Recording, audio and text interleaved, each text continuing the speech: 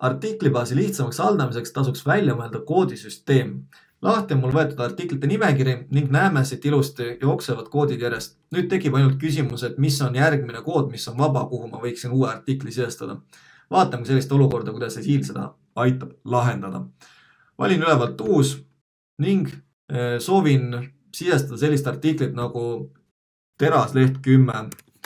Kirjutan siia nimetuse, määran margi ära ja meie ettevõttel on loogika olemas selline, et lehte tähistab täht A, terast ehk materjali tähistab täht D, seejärel tuleb seerianumber ning 3 viimast numbrit on siis järjekorranumbrid, mis hakkavad siis ühekaupa üles minema. No oletame, et äkki 004 on meil saadaval. Ja vajutan kuhugile, tuleb kohe teada, et kood on juba kasutusel. Ehk siis ma peaksin kusagilt üles otsima, et mis koodiga ma võin sisestada. Nüüd seda olukorda annab lahendada sellega, kui kasutatakse artikligruppe. Artikligrupid leiame müügiseadistuste alt, klikin peale ning avaneb nimekiri artikligruppidest. Meie artikli pihta käib siis grupp leht, metall, teras.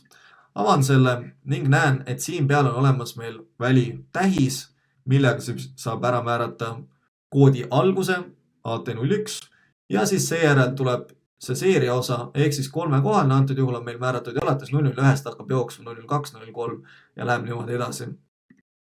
Selle asemel siis, et artiklikaadil ise kirjutada kood, jätame selle tühjaks, aga määrame hoopis ära grupi, ehk siis leht, metall, teras. Panen ülejäänud kohustuslikud väljad, ühiku, partiid sooviks jälgida ja määramis ära ka, et ei ole müügiartikkel. Ja salvestame ning nüüd näeme, et programm ise on genereerinud koodi just sinna kohta, mis oli antud hetkel saadaval.